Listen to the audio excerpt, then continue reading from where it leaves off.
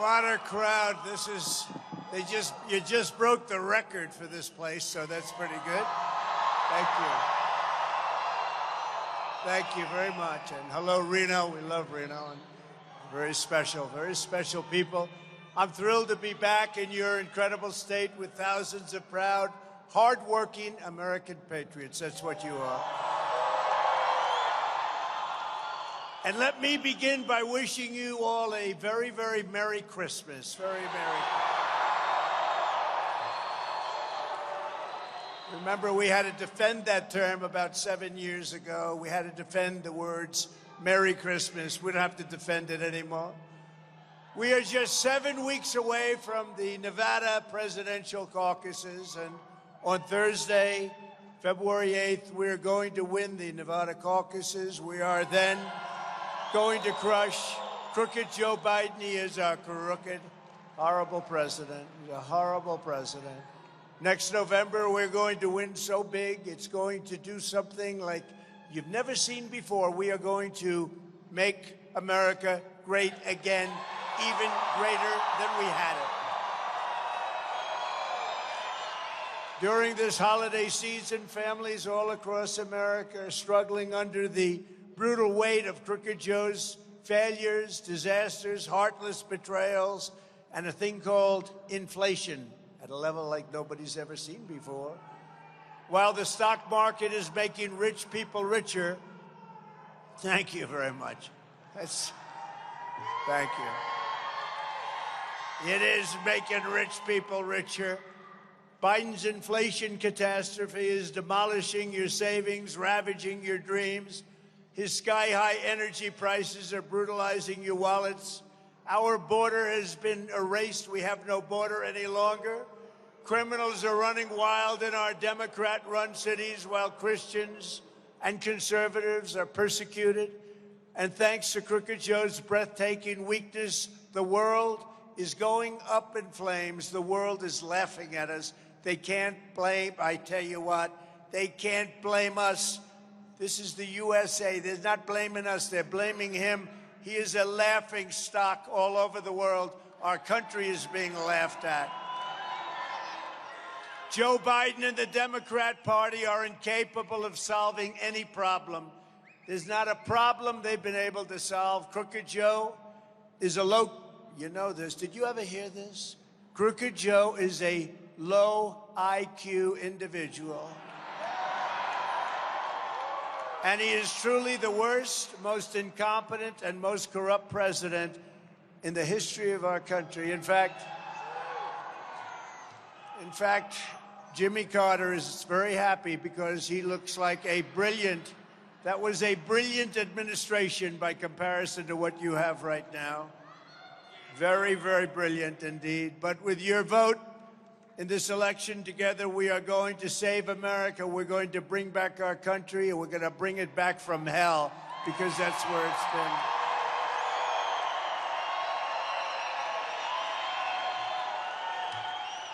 Not one thing has gotten better under Crooked Joe Biden. Not one thing. Name one thing. Does anybody out there, do you have any Biden fans? Are there any Biden fans in this big crowd? After 3 years of Bidenomics, he thinks the term is good. No, it was a bad term, not a good term. You know the one he doesn't like? MAGA. He talks about MAGA. It's called Make America Great Again. He doesn't like it. He doesn't like it. The average monthly mortgage payment has gone from $1,746 under my administration to $3,322 under the Biden administration. And then you have to ask, were you better off 5 years ago, or are you better off today? You're a lot better off 5 years ago. And you think what a difference a president makes. Makes a big difference. I had no idea to the extent. Frankly, I didn't realize it until well into the administration, when you see all the things we did. We're going to cover them. Biggest tax increase in history. When we had the biggest tax decrease ever, think of it, ever in history of our country, the biggest tax cut, the biggest tax decrease in the history of our country, the biggest regulation cuts in the history of our country, the best job numbers in the history of our country, the real job numbers, not the fake job numbers that they give. The next economic boom will begin the instant the world knows that crooked Joe Biden is gone, and we have 4 more years of President Donald J. Trump and you together. We're together.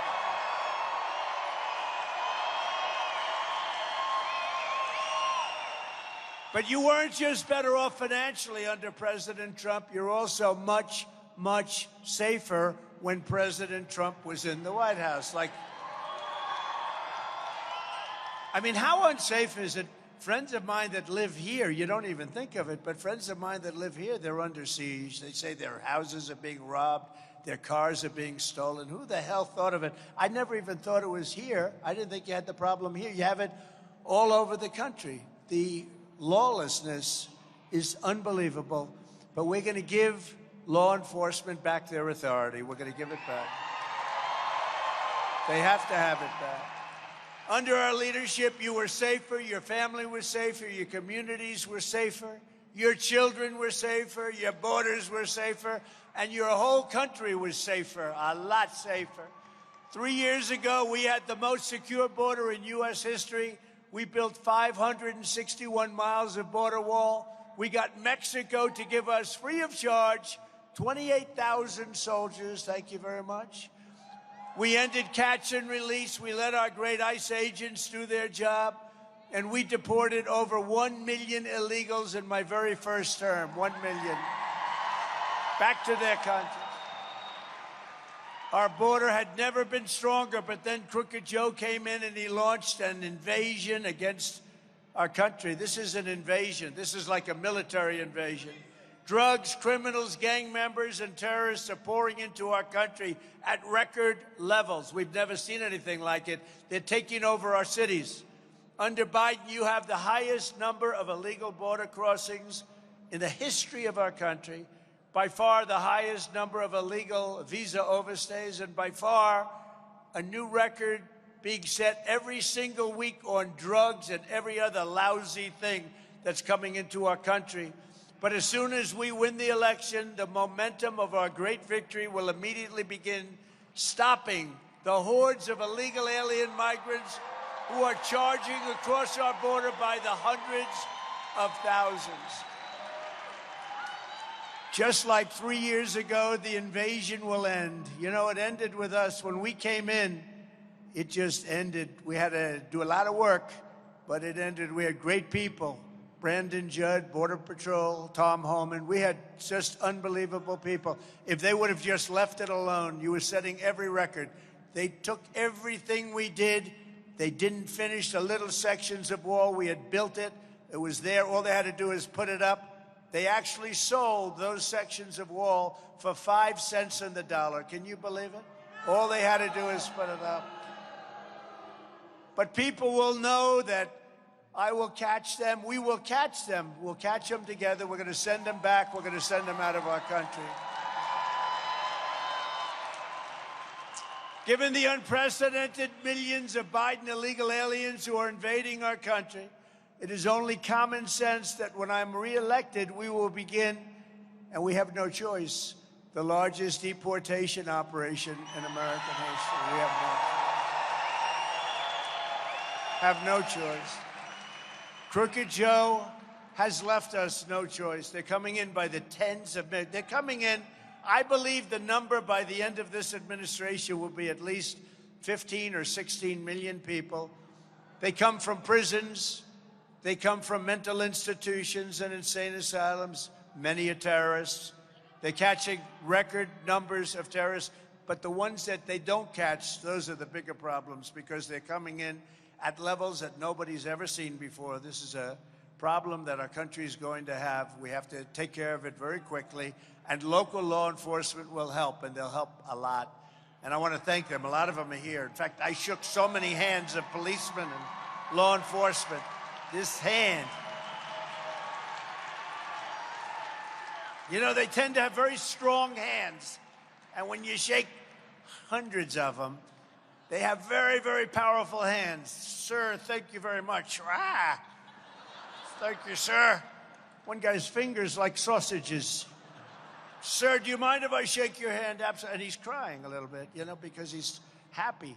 He hasn't cried since he was about 1 month old. Sir, do you mind if I shake? We have to save our country. May I shake your hand, sir? Yes. You go, oh. But that's okay. We do it. We do it for our country.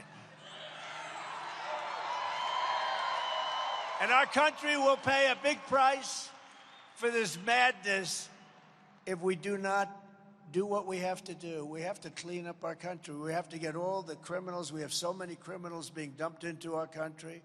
I read an article recently in a paper. It's a fake newspaper, but I assume the article was true. Most of them are, unfortunately. Look at it back there. But most of them are.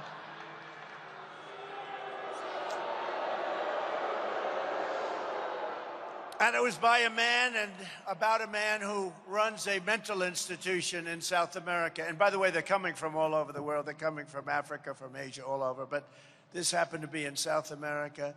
And he was sitting, a picture was sitting, reading a newspaper, sort of leisurely. And they were asking him, what are you doing? He goes, I was very busy all my life. I was very proud. I worked 24 hours a day. I was so busy all the time. But now I'm in this mental institution where he's been for years, and I'm in the mental institution, and I worked very hard on my patients, but now we don't have any patients. They've all been brought to the United States, okay? This is what's happening. This is what's happening. And I read that, and you can multiply that by hundreds and even thousands of different places all over the world. They're all being dumped into the, we're like a dumping ground. It's not gonna last long. You better win this election for us. You gotta win it. Gotta win it. Because they cheat like hell. They cheat like hell. It's the only thing they do good is they cheat in elections. For the past 3 years, crooked Joe Biden and the ultra-radical left Democrat extremists in Congress have turned America into a haven for bloodthirsty criminals, savage gang members like MS-13, very nice people. We're sending them back at levels that you've never, you know, we set records on sending MS-13 back. By the thousands we sent them back.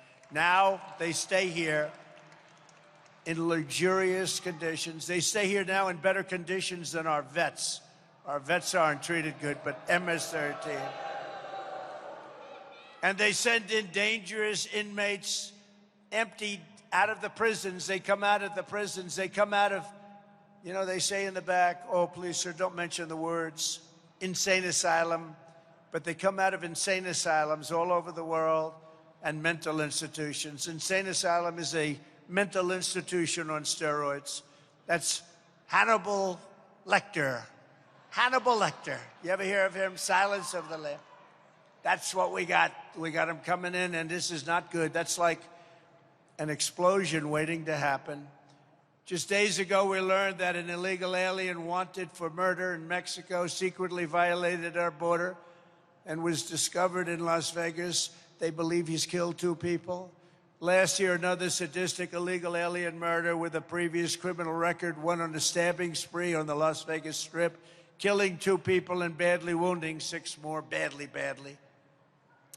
In Texas this month, the body of a 16-year-old high school cheerleader, you know about it, you've been reading about it a lot, was discovered by her mother in a bathtub, legs hanging out of the bathtub, stabbed to death and murdered by an illegal alien after she missed the Christmas parade. My mother said, where is she? The Christmas parade.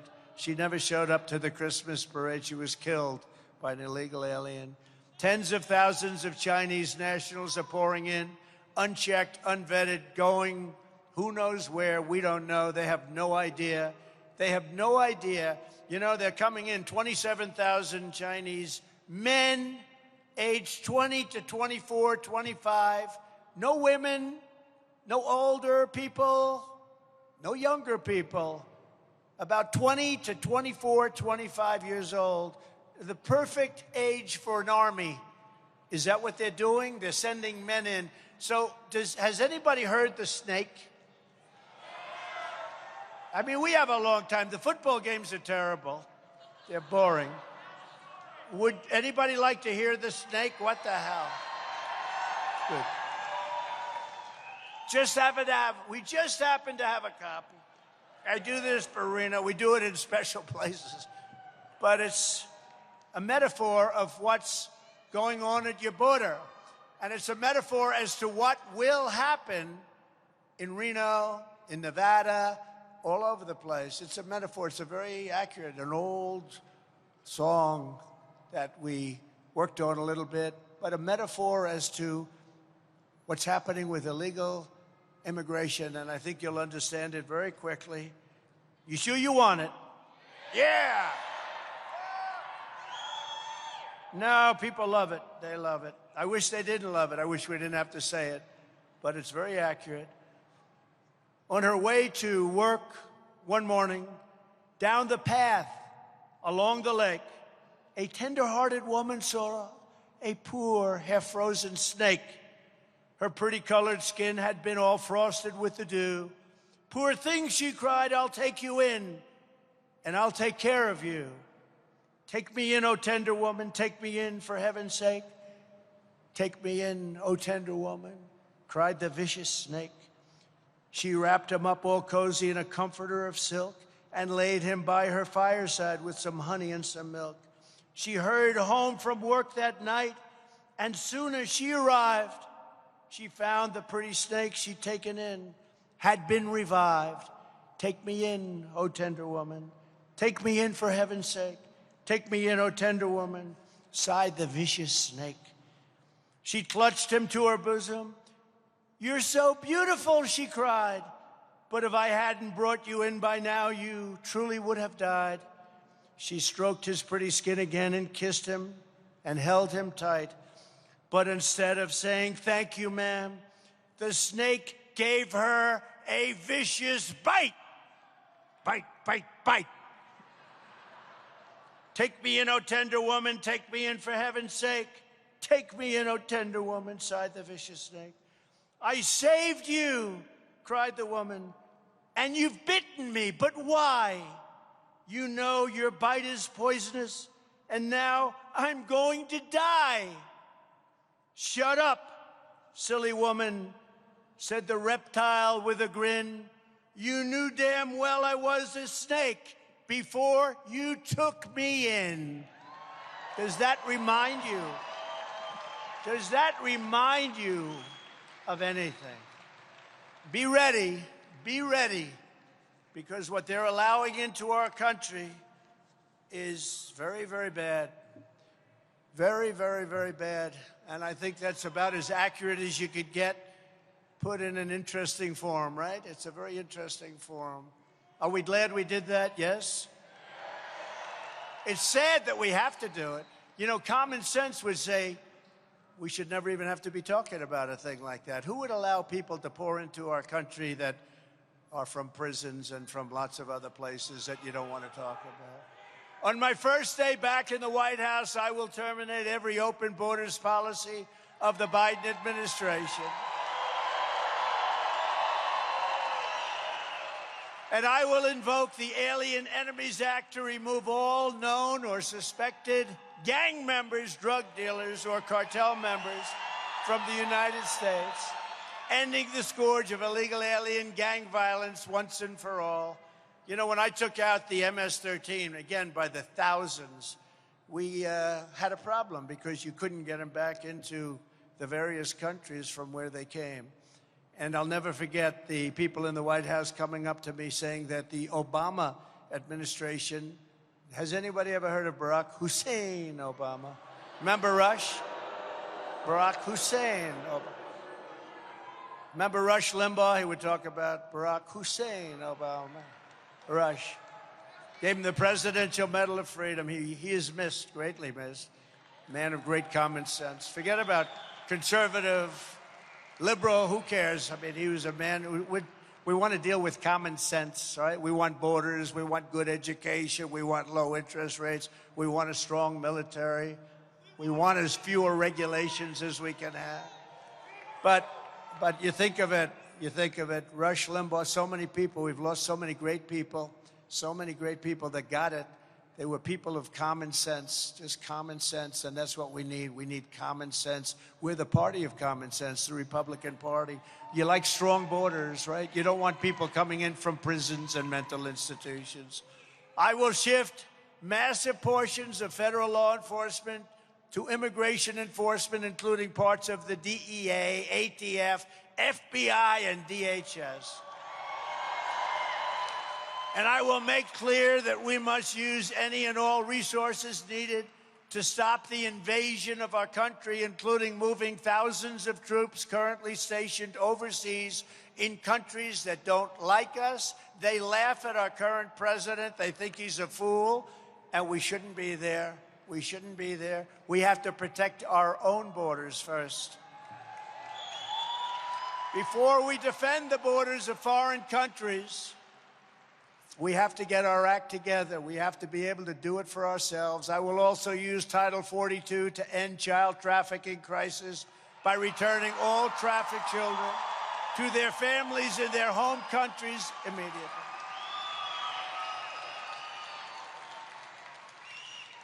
So these people told me, though, just to finish the story, they told me that, sir, you're not going to be able to bring the gang members back to their countries. They won't accept them. Oh, that's nice. You mean they send them? Absolutely. They send them in caravans. They send them up. They dump them in our country. That's why they have empty jails. That's why their jails are empty. You know what they save? You know what they don't want them for 50 years in jail or more or less. They don't want them. They don't want MS-13. They don't want these killers and murderers. So they said, sir, they won't take them. They put planes, big planes on the runway. So when our plane comes in loaded up with people, they had to go away. And they put bus stops, they put all of these stoppers, big stoppers. You blow out the tires, they have them on the ground, they pop up, they blow out the tires of our buses and vans as we bring them back into the various countries, Honduras, El Salvador, different countries, all different countries. They come from a lot of different countries. So what happens? Guatemala, a lot of from Guatemala. So what happens is they said, you'll never get them back. I said, how much money do we pay those countries in foreign aid? Sir, we pay them $750 million. It's a lot, you know, not big compared to what some countries get, stupidly. But we pay them $750 million. I said, please inform them that starting tomorrow morning, they are not getting any more foreign aid.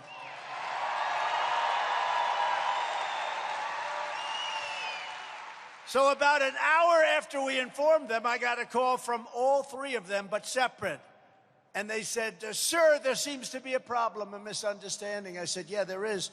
For 10 years, 15 years, you wouldn't take these people that you send back, and they send them. Don't kid yourself. They don't want them in their country. They send them up in the caravan. You wouldn't take them back, right? And they said, no, that's not my understanding, but we would be very happy to talk. I said, here's the story. If you don't take them back, you'll never see anything from the United States in terms of foreign aid. Nothing. And all three of them, they didn't even have to hang up the phone. They said, sir, we would be greatly honored to take back MS-13 killers. We would greatly be honored to take back murderers and thugs of all type. This would be our great honor. We hope you're happy, sir. Are you happy? I said yes, but I still didn't pay him the money. I held it back. And to keep America safe from terror, that was a big deal because they wouldn't take them back. We were stuck with them. And Obama and Biden, you know, I doubt he was very much involved. But Obama and the Obama administration, including crooked Joe Biden, would not take them back, would not make any deals. All they did was accept the fact that these countries wouldn't take them back. I got a thing called a telephone. You can do a lot with a telephone. You can do a lot. I did it with France. They were going to put taxes on American companies, big taxes. And I gave it to my people, and my people worked on it. They couldn't do anything. It was done. They said it was done. And my people came back. They're good people, but they aren't me, and they're not you. And they came back, and they said, sir, Macron, they spoke to Macron, very nice gentleman, but he's, you know, he's for France. And he's a wise guy, but he's for France. and we're for the United States of America, right? Sir, we spoke to Emmanuel Macron. I said, well, that's the right guy. What did he say? He said, no, this deal is done. I'm sorry, we can't do anything. So this went on for 2 months, and I said, all right, now, let's handle it properly. I called up Emmanuel Macron, head of France, absolute head of France. I said, Emmanuel, you're going to tax American companies. That's not fair. No, no, no, it is too late to discuss this. I said, well, that's okay. But here's the story. If this goes into effect next week, when it was supposed to go into effect, I am going to put a 100% tax on all wine and champagne that comes in to the United States from France.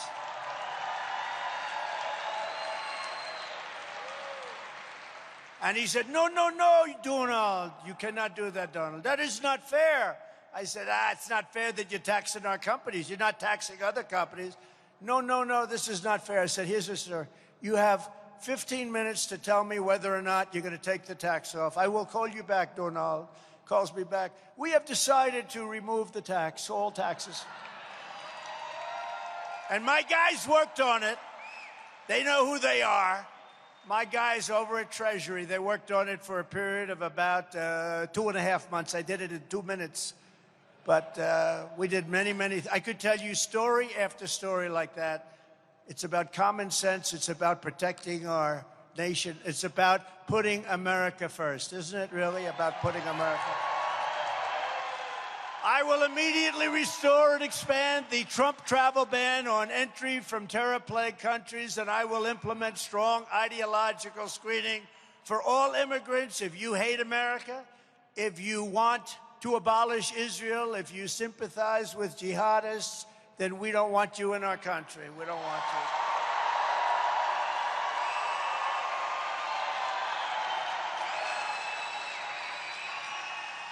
Crooked Joe Biden puts China first, puts Asia first, puts Ukraine first, puts illegal aliens first, environmental maniacs first, everyone else first. He puts everybody first that's bad, but he puts America last. He puts Nevada last. He puts our workers last. He frankly puts unions last. Look what he did with the car. They're going to make all electric cars in our country, but not when I'm in there. I'll end that the first day. He puts our families last. He puts everything last that's good. I put Nevada first, and I put America first every single time, and that's what we do. That's what we do. It's no wonder Crooked Joe and the far-left lunatics are desperate to stop us by any means necessary. They're willing to violate the U.S. Constitution at levels never seen before in order to win. They're dirty players. They play dirty. They weaponize justice. They're a bunch of dirty players. Look at what they're doing right here to Michael and great people in this state. It's a disgrace. Joe Biden is a threat to democracy. They're weaponizing law enforcement for high-level election interference because we're beating them so badly in the polls. The Harvard-Harris poll just came out today, has us leading Republican primary field by 56 points. This is leading. This is leading. This is leading by 56 points, with Trump at 67%, Ron DeSanctimonious at 11%, and Nikki Haley at 10%. Where's the surge? Where's the surge? They kept saying, oh, she's surging. She went down a point, and I went up 10 points last week, and they do a story that she's... And she is surging compared to him. So if you read the story, that's what they meant. Because I'm like 70 points above them.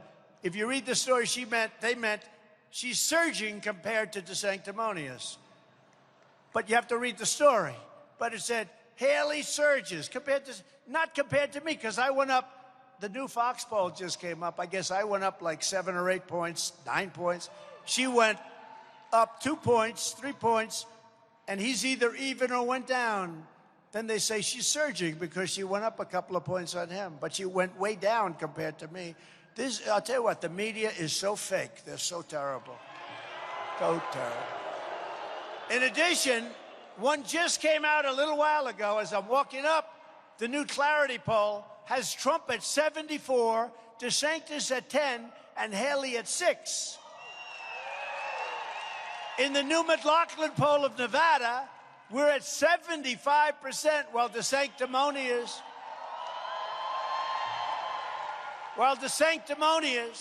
is at 60 points behind us. He's at 15, so think of that.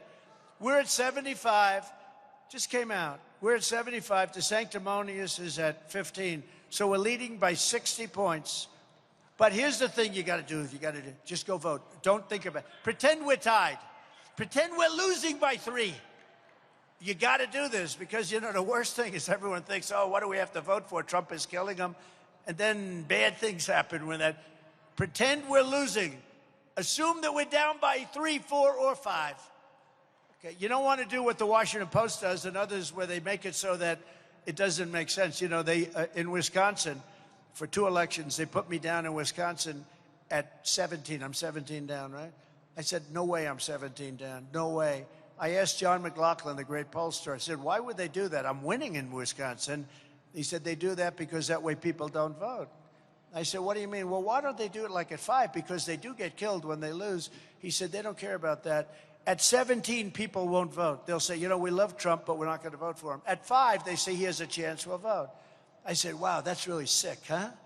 That's what it is. That's how bad they are. And we won Wisconsin.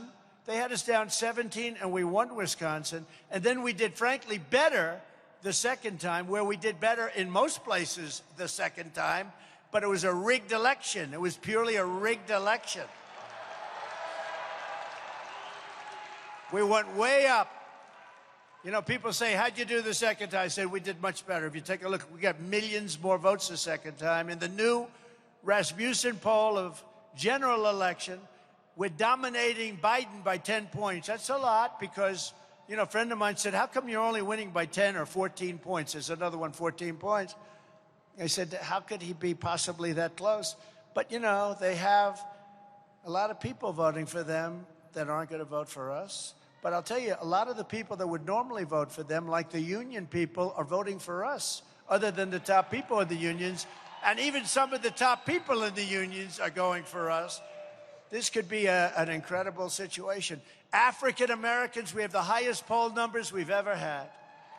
Hispanic Americans, we have the highest poll numbers the Republican Party has ever had.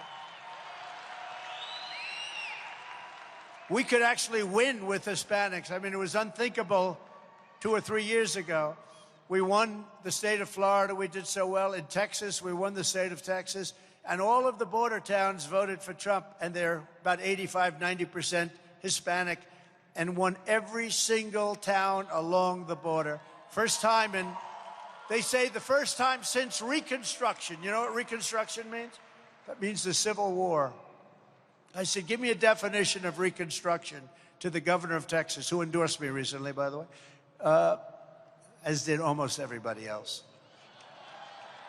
But I said, give me a definition, Governor, of Reconstruction. You said I'm the first one to win all of these towns since Reconstruction. He said, well, Reconstruction since the Civil War. That's a long time ago. That's pretty good.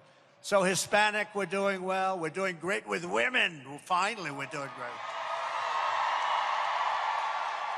I think we've always done well with women. I think we've always done well with women. Did very well. And the reason we do well is they want security. Women want security. They want to have strong borders. They don't want to have crime. Little things like they don't want to have crime. And the Bloomberg Morning Console poll has us beating Crooked Joe in every single swing state by a lot. So, but with all of that, they cheat like hell, so we have to get out. We got to watch them. They used COVID to cheat, but they cheat almost automatically. The radical left Democrats rigged the presidential election of 2020. We're not going to allow them to rig the presidential election of 2024. We're not going to allow it. You know, the Washington Post had a poll 2 weeks ago. It came out. I was 10 up. Then I was 11 up. They made a mistake. And they actually put out a statement that this must be wrong, this poll. They paid like $1.5 million for a poll, and they're hoping it's wrong. Can you imagine that? It's the fake news. And then they went back and redid it, and I actually picked up a point. But those are the polls. I mean, we're up 10, 11, 12 points, which is considered to be a lot. You know, they start off with a base. We don't. We have to earn ours. And we ran in 2016, we ran the whole East Coast. We won Florida. We won Georgia. We won South Carolina, North Carolina. We won just about everything on the East Coast. And then we went to the Farm Belt. We won everything. We were winning everything. And it was a big upset. I didn't think it was an upset. You know, we'd have crowds like this, and she'd have come out. Hillary Clinton. Did anybody ever hear of beautiful Hillary? I don't use crooked anymore because, no, I don't use crooked anymore. You know why? Because I moved that name over to Joe. I thought it was more accurate. But we just won it all, and they said, you read that story, Time Magazine, cover of Time Magazine. They couldn't help themselves. And we won it all. They said, we're never going to let this happen again. And what they did was incredible. And we're not going to let them do that again. You know, they used COVID. They used COVID to cheat. We're not going to let. Look what's happened to our country. We wouldn't have inflation. We wouldn't have had the Israel disaster. We wouldn't have Ukraine and Russia fighting. None of this. And they didn't. You know, people said, how do we know? They didn't fight. It was not going to happen. I spoke to Putin. I know him very well. I spoke to him. I spoke to President Xi. He would never have gone into Taiwan. That could be next. Would never have gone into Taiwan. And we wouldn't have inflation because our energy prices were low. Energy caused inflation, and energy has destroyed many families. It's, you know, energy is considered very strongly. Energy is considered a country killer. If you look back over history, 200, 300 years, anytime there's inflation, countries die. And we have the highest inflation we've had in many, many, many decades. Every time the radical left Democrats, Marxists, communists, and fascists indict me, I consider it a great badge of honor. It's a great badge of honor. Because I am being indicted for you. Thank you very much. I appreciate it. Appreciate it.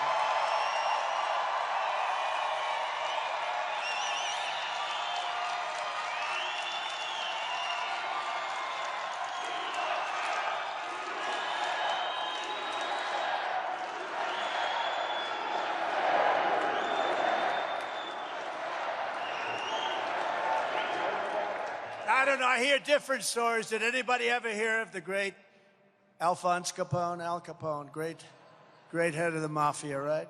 Mean Scarface.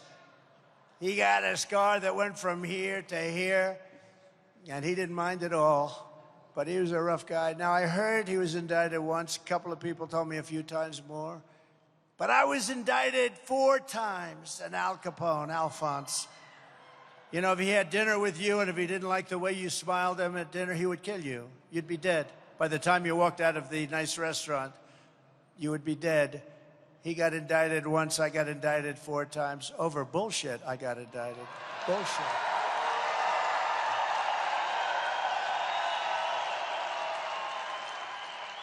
I got indicted over election interference so they could try and damage me. And something happened that nobody's ever seen before. My numbers went way up because the people get it. And I believe they'll check this for me, but I believe that they'll find that I'm probably the only person in history that got indicted and the numbers went up. I can't imagine. When you get indicted, I've seen it many times. If you're a politician, you get indicted, you announce, I will be resigning office. I will go home to my family, and I will fight for my name. That's it. That's the end. You never hear from the guy again. That's the end of it. But with me, I let it be known how fake this stuff is. It's so fake. These people are sick. These people are sick. And they're willing to fight dirty, and they're willing to do dirty elections and everything else necessary. Never forget, our enemies want to take away my freedom because I will never let them take away your freedom. That's what I do. They want to silence me because I will never let them silence you. And in the end, they are not after me.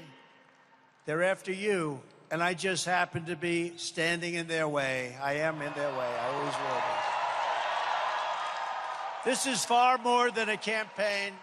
This is the greatest political movement in the history of our country by far. Nobody even challenges that. The fake news back there, oh, there's a lot of news back there. You see that big red light on the camera? All of a sudden, when I start talking about them, that light goes off. They turn it off. They go, get it off, get it off. Now, we have some great journalists and reporters, but mostly, for the most part, they're corrupt and fake. Hence the term fake news. That was a good one. We have a lot of good ones. We are engaged in a righteous crusade to liberate this nation from a corrupt political class that is waging war on American democracy. And I'm telling you, Joe Biden is a threat to democracy. He's a threat to democracy. And you know one of the primary reasons he's a threat? Because he's incompetent. And because he's allowing people in the White House to run this country. That's why. If you put me back in the White House, their reign will be over and America will be a free nation once again.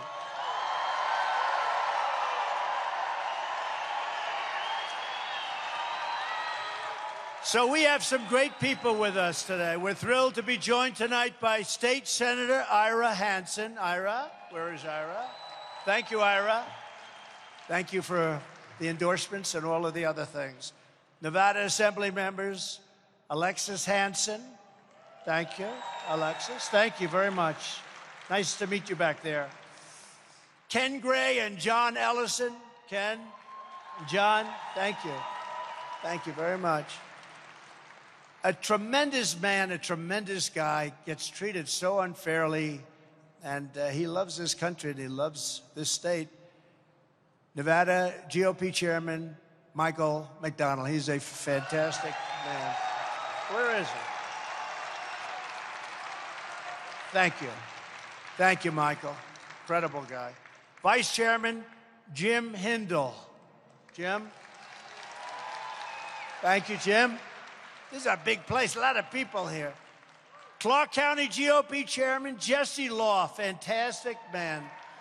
Fantastic man. Thank you, Jesse. Great job you're doing. A great job. They're treated very unfairly. Washoe GOP Chairman Bruce Parks. Thanks, Bruce. Great job. Good to meet you, Bruce. Great to meet you. Commissioners Gene Herman, Scott Keller, Wes Rice, Jay Camarona, and Tammy Hendricks. Thank you, everybody. Thank you. Thank you, Jay. School board members Tom Hendricks and President of the Nevada Federation of Republican Women, Caroline Smith. Thank you. These are great people, great patriots. And we have so many other political people. We won't bother. Please forgive us. I mean, this is a big crowd. They don't want to hear this stuff. But these are great people. Together, we will continue to fight for Nevada and fight for America like no one has ever fought before. In our first 4 years, we appointed nearly 300 federal judges and 3 great Supreme Court justices. I kept my promise, recognized Israel's eternal capital, and opened the American embassy in Jerusalem. That was a big deal. I also recognized Israeli sovereignty over the Golan Heights, something that nobody thought would happen. And maybe most importantly of all, but Biden did nothing with it, I withdrew from disaster. It was a disaster. The disastrous Iran nuclear deal, it was a disaster. But he didn't do anything with it. He would have done something. You know, Iran was broke. They were broke. You could have made a great deal, but he just sat around, and now they got plenty of money, as you'll hear. And with the historic Abraham Accords, I even made peace in the Middle East. They would have been filled up. They would have all signed. But nothing happened there either. We fully rebuilt the U.S. military, created Space Force, which is very important. And I was the only president in decades who didn't start a war. Instead, I got us out of endless wars, and I also defeated ISIS. We defeated ISIS. We defeated ISIS. It was supposed to take 4 years. I got it done in 4 weeks. We will once again have peace through strength when we become the 47th president of the United States, all of us. and I am the only candidate who can make this promise to you, I will prevent World War III. And we're very close to World War III.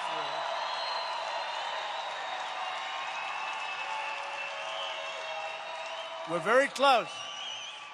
We have never been closer to World War III.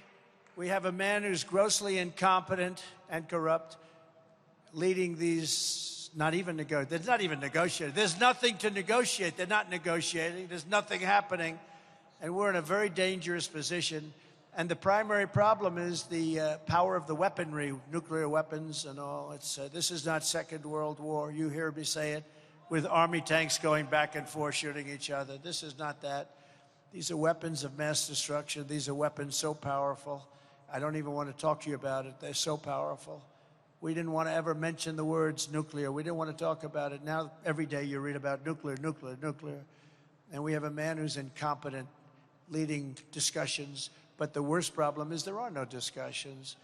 We will restore law and order to our communities, and I will direct a completely overhauled DOJ to investigate every radical, out-of-control prosecutor in America for their illegal, racist, and reverse enforcement of the law.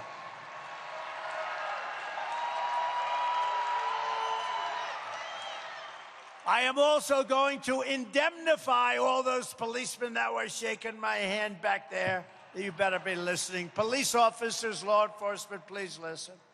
But we're going to indemnify police officers and law enforcement officials throughout the United States from being destroyed by the radical left for taking strong actions on crime.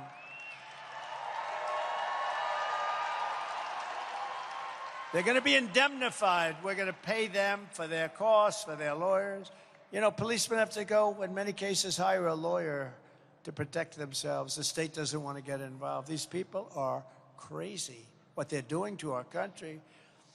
Policemen are forced not to do anything when they want to, and under the threat of losing their pension, their house, their family, they lose everything, and they're afraid to move. They have to be. Anybody would be. They lose their house, their family.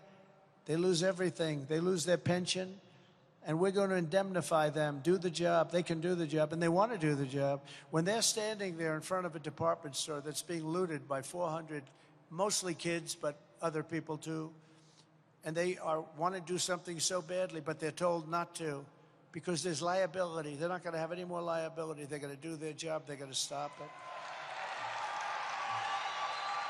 We're not going to let that happen anymore. In addition, we will take over our horribly run Washington, D.C., and clean up, renovate, and rebuild our capital so that it is no longer a nightmare of murder and crime. You see what's happening. But rather will become the most beautiful capital anywhere in the world. It's a mess. It's a filthy, disgusting mess. Our parks will be cleaned. Our tents and graffiti, all of these tents and graffiti, they're right in the middle of the most beautiful parks in the world. Those tents and graffiti will be removed. Slum areas will be demolished and rebuilt to the highest level of architectural elegance. Washington, D.C. will become a symbol of beauty, security, freedom, and strength. Not what it is now. Not what it is now. In addition to our capital, we are going to rebuild our cities into beacons of hope, safety, and beauty better than they have ever been before. We are going to focus on our cities. You know, in theory, a president doesn't get involved. You rely on a governor. You rely on the mayors. That's what we did with COVID. We relied on governors and mayors. Some governors were great. Some governors weren't. Some mayors were good. Some mayors weren't. But that's what you're supposed to do. When it comes to crime, we're going to get very much involved because I watched and I stood by and I watched Minneapolis. I watched Portland. I watched so many different places just burn, violently burn. And I saved Minneapolis because we sent in the National Guard, even though I wasn't supposed to. It's supposed to be a governor thing, not a presidential thing. But we saved it. It was burning down. I remember CNN standing there and the anchor was saying, "This is not a big problem. This is a very peaceful demonstration." Do you remember? And behind him, the whole skyline of the city was on fire, right? Did you see that? And I saw that, and I sent them in, and we stopped it. You wouldn't even have that city right now. It will be the greatest investment ever made in these cities, and we will work closely with Democrat leaders. They are all run by Democrats, if you can believe it. But we'll work closely with the Democrat leaders of all these failing places to make sure that this rebuilding will be a lasting and compassionate one. It'll be a great rebuilding. Safety will again be restored so that our children can go out with their parents, mother and father, and play in the park without being beat up, molested, or shot.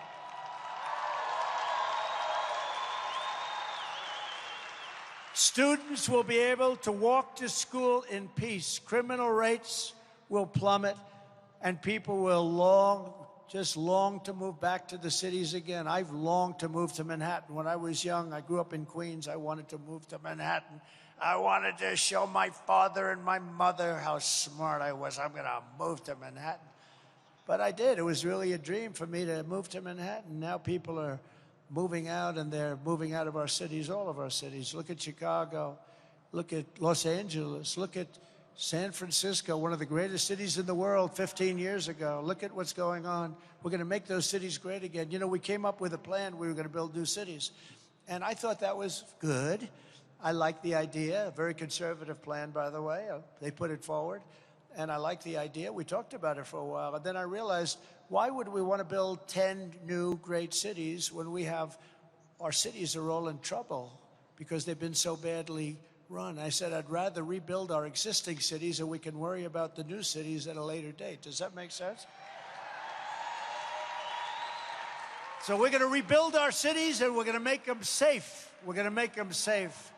We're going to rebuild our capital. We're going to take it. We're going to run it through the federal government, and it's going to be properly run. It's going to be safe. We're going to make it safe. We're going to get rid of the slums, and we're going to build magnificent buildings and parks. We're also going to stand up to the radical left communists, Marxists, fascists, and frauds who have taken over our universities. They've taken over our schools. They have destroyed the reputations of once these were really highly respected schools like Harvard, MIT, Columbia, Stanford, University of Pennsylvania, and others indoctrinated our youth and brought censorship and anti-Semitism to our campuses. And did you hear those dumb people in Congress the other day? They couldn't answer the simplest question that anybody would be able to answer. Whether it's one side or the other, you can answer that you cannot allow that to happen. That's all they had to say. Instead, they had like a legal sentence. Whoever the lawyer was that briefed them should be fired immediately. They're all looking for jobs, I guess. Under the Trump administration, if colleges and universities discriminate against conservatives, Christians, Jews, anybody, if they attack free speech, we are going to take away their tax advantages, grants, and endowments. And they will pay a steep price and billions of dollars for the terror they have unleashed into our once great country. They are unleashing terror into our country. We're not going to stand for it. And by the way, our country is not great any longer. Our country is a very troubled nation, but we're going to make it great again. But our country is not great right now. It's so sad when I say our great country, but our country is not great right now. It's a total mess. Our country is a mess. Our country is no longer feared or respected. 4 years ago, it was greatly respected and feared. I'll say it, they were feared, but it was greatly respected. Today, we're considered a joke, a laughingstock. I will rapidly end crooked Joe Biden's inflation nightmare, end this war on American energy, and we will drill, baby, drill. We're going to drill.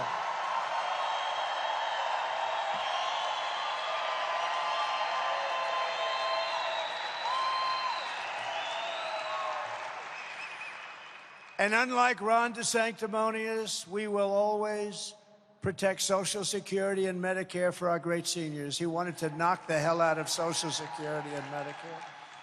We're also going to fight to give you much better health care.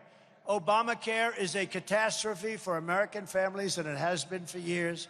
Even Elizabeth Warren, did you ever hear of her? Often referred to as Pocahontas because of her great Indian heritage. Did you ever hear of Pocahontas? She said she was an Indian. She got into schools because she was an Indian. She got into schools, think of it. She got jobs because she said she was an Indian until Trump came along and revealed the truth. But even Pocahontas says that it has to be fixed. She believes it has to be fixed.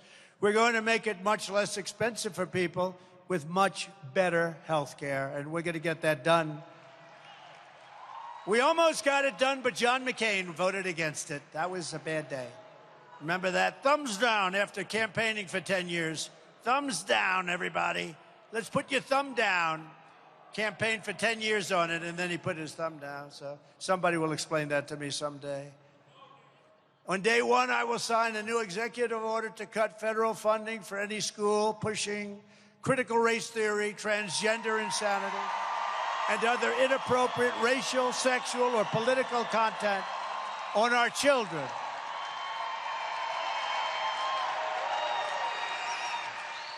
And I will not give one penny to any school that has a vaccine mandate or a mask mandate.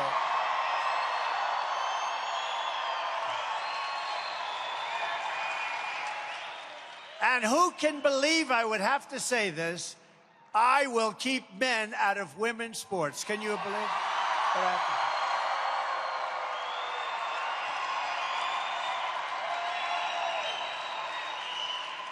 And as I did for 4 years, and it wasn't easy, I will fully uphold the Second Amendment.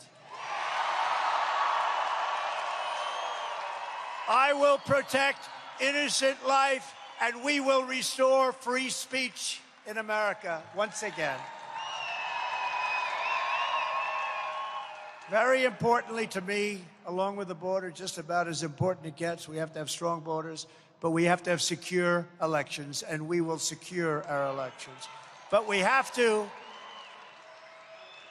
get going. Look, our goal will be one-day voting with paper ballots and voter ID. Very simple. But until then, Republicans have to win. We have to win to put us in that position. We got to win. You know the way you win, you have to swamp them, because they're going to cheat like hell, but not like last time. I don't believe it was like. They're going to cheat like hell. We have to swamp them. If you swamp them, they can only cheat so much. That's what happened in 2016, but they weren't really prepared because they had no idea that we were that popular. They had no idea. If you took the 10 worst presidents in the history of the United States and added them up, they would not have done near the destruction to our country as Joe Biden and the Biden administration has done. So if you want to save America from Crooked Joe, then get every patriot you know and get them out to vote in their local caucus meeting on Thursday, February 8th. Go with Michael McDonald and all of the great people that are working so hard to turn your state around. You got to get out there. You got to vote. And again, remember, please, they say we're going to win by a lot. Don't count on it. Just get out and vote. Otherwise, bad things happen. It's happened before. Bad things can happen. Remember, we're not talking about the meaningless government-run universal mail-in ballot primary on Tuesday, February 6th. They have another. They have a primary, which doesn't matter because you have caucus. And there will be no delegates awarded for the primary. So it really is, as I said it, the caucus is the only way to vote for President Trump. It's safe, it's secure, transparent, but it's also the only one that counts. It's February 8th, okay? February 8th. Bring in as many people as you can. Sign up at nv.donaldjtrump.com, okay? That's very important. Get out and vote, even if you think we're going to have a massive landslide. Don't believe those polls, as I said. Assume you're 1 point, 2 points, or 3 points down. Together, we're taking on some of the most menacing forces and vicious opponents in our history. There's never been anything like it. And in conclusion, it doesn't matter how hateful and corrupt the communists and criminals are we're fighting. We're fighting against some really vicious people within our country. We have vicious people outside, but I believe truly that the people inside of our country are far worse, because we can handle, with the right president, in particular president, we can handle China, Russia, we can handle North Korea, Kim Jong-un. I saved us from a nuclear war. If Hillary Clinton got in, you would have ended up with millions of people being killed in a nuclear war. We can handle that if we have the right president. But what's very difficult are these corrupt communists that we have within our own country. They're very, very dangerous people. And you must never forget, this nation does not belong to them. This nation belongs to you. Belongs to you. This is your home. This is your heritage. And our American liberty is your God-given right. From Las Vegas to Carson City, from Henderson to Minden, and from Elko to right here in Reno, we stand on the shoulders of red-blooded American patriots who poured out their heart, sweat, and soul to secure our liberty and to defend our freedom. Nevada was founded by some of the toughest men and strongest women ever to walk the face of the earth. This state was built by pioneers and prospectors, miners and cowboys, laymen, builders, innovators, and trailblazers who tamed the frontier, raised up the mighty Hoover Dam, transformed a sprawling desert into a shining oasis, and lit up the brilliant lights of the Las Vegas Strip. That's what it is. Our American ancestors risked everything to make this into the greatest nation in the history of the world.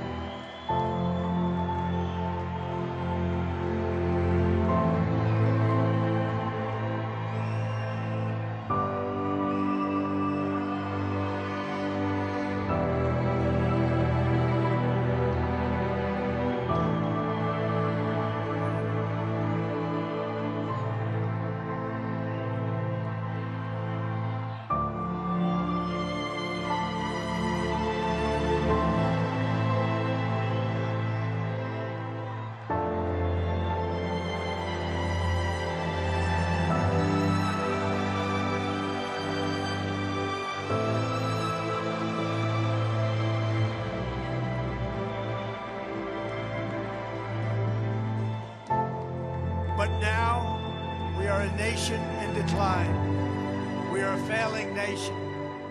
We are a nation that has the highest inflation in 50 years, where banks are collapsing and interest rates are skyrocketing.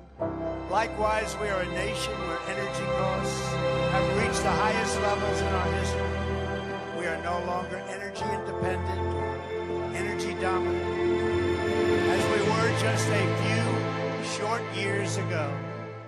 We are a nation that is begging Venezuela and others for, please, please, please help us, Joe Biden says. And yet we have more liquid gold under our feet than any other country anywhere in the world. We are a nation that just recently heard that Saudi Arabia and Russia will be reducing their oil production, while at the same time substantially increasing the price. And we met that threat by announcing that we will no longer be drilling for oil in large areas of Alaska or elsewhere, anywhere in our states. We are a nation that is consumed by the radical left's Green New Deal, yet everyone knows that the Green New Deal is fake. It is really the Green New Scam.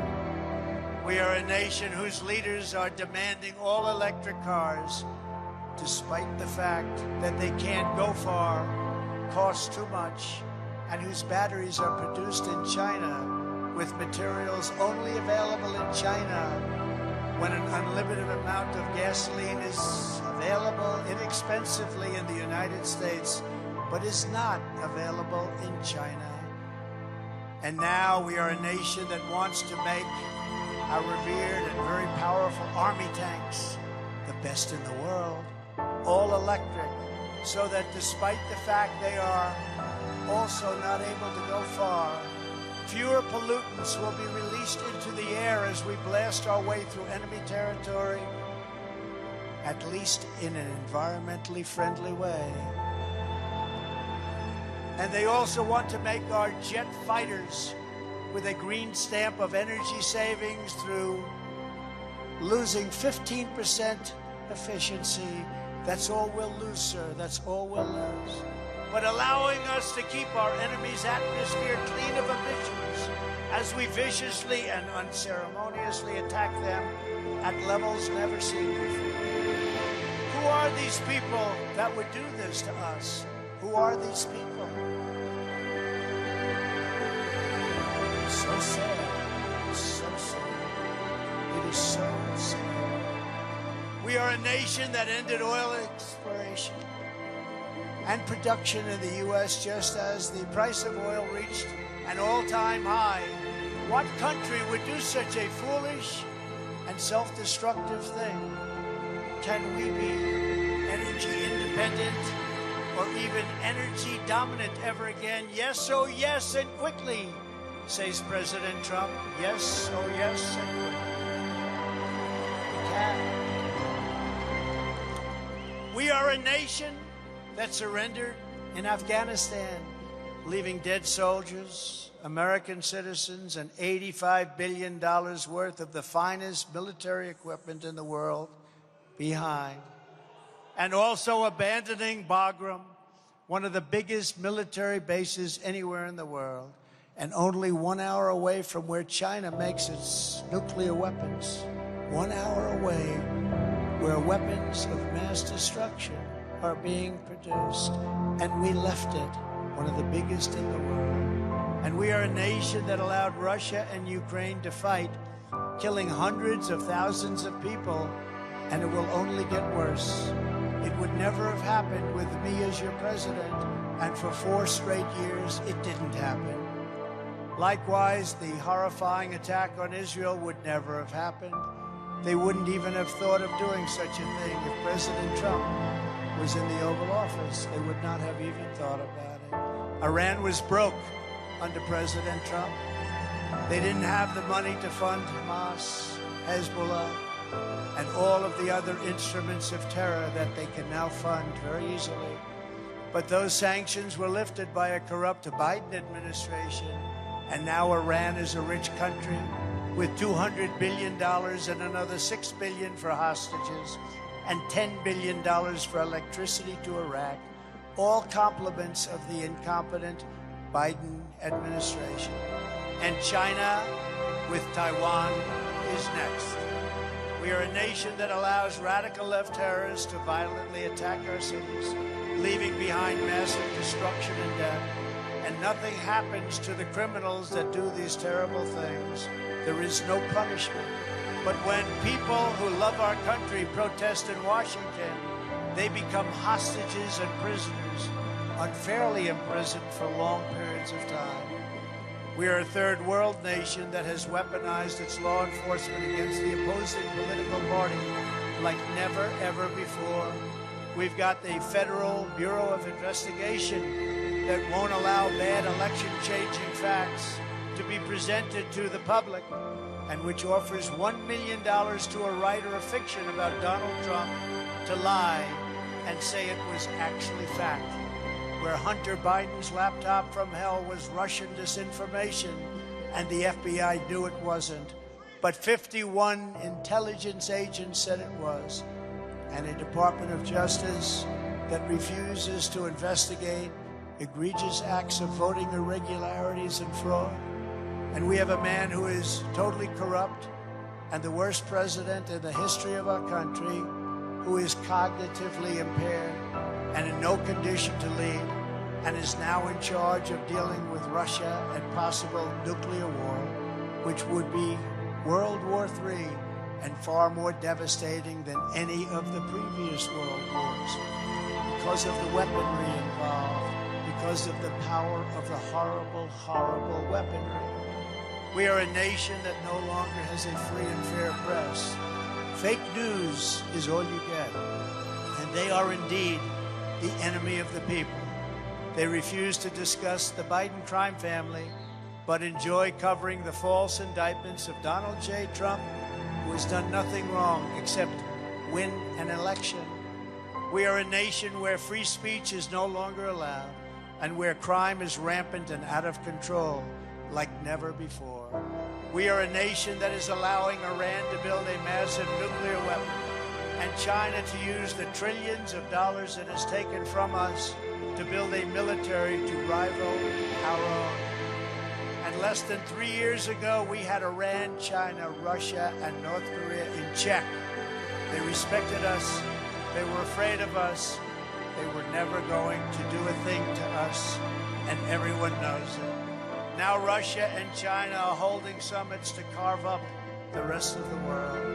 And perhaps most importantly, we are a nation that is no longer admired, respected, or listened to on the world stage. We are a nation that in many ways has become a joke. And we are a nation that is hostile to liberty, freedom, faith, and even to God.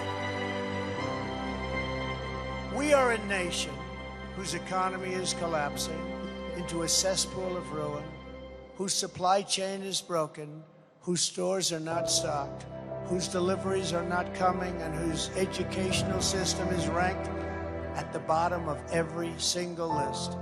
We are a nation where large packs of sadistic criminals and thieves are allowed to go into stores and openly rob them, beat up and kill their workers and customers, and leave with armloads of goods but with no retribution, where the authority of our great police has been taken, where their families and pensions have been threatened, and their lives would be destroyed for the mere mention of the words law and order.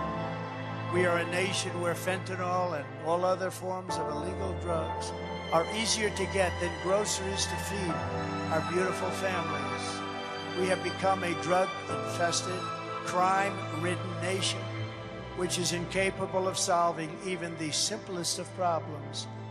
We will institute the powerful death penalty for drug dealers, where each dealer is responsible for the death during their lives of 500 people or more. This is the only thing that will work.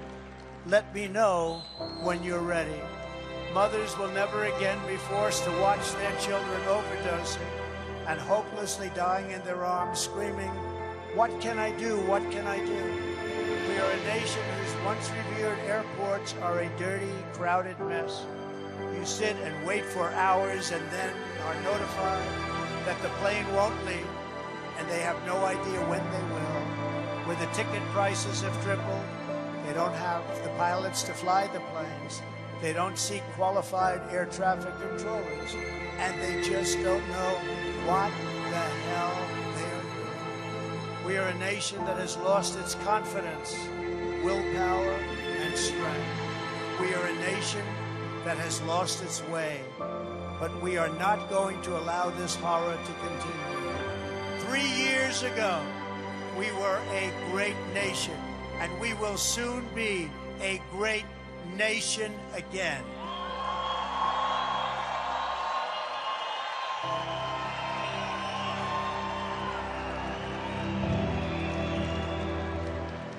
It was hardworking patriots like you who built this country, and it is hardworking patriots like you who are going to save our country.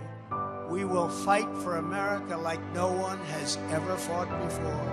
With you at my side, we will demolish the deep state. We will drive out the globalists. We will cast out the communists. We will throw off the sick political class. We will rout the fake news media. We will drain the swamp, and we will liberate our country from these tyrants and villains once and for all. We will be liberated.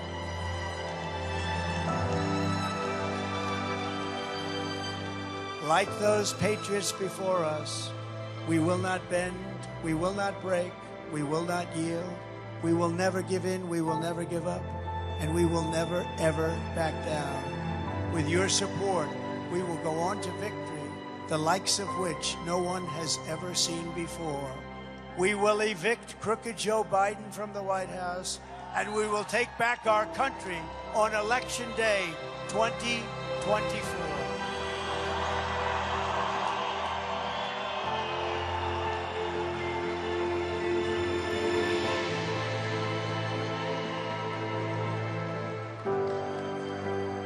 great silent majority is rising like never before. And under our leadership, the forgotten men and women will be forgotten no longer. We will love our country. We will take care of our country. We will pray to God for our strength and for our liberty. We will pray for God and we will pray with God. We are one movement, one people, one family, and one glorious nation under God. And together we will make America powerful again.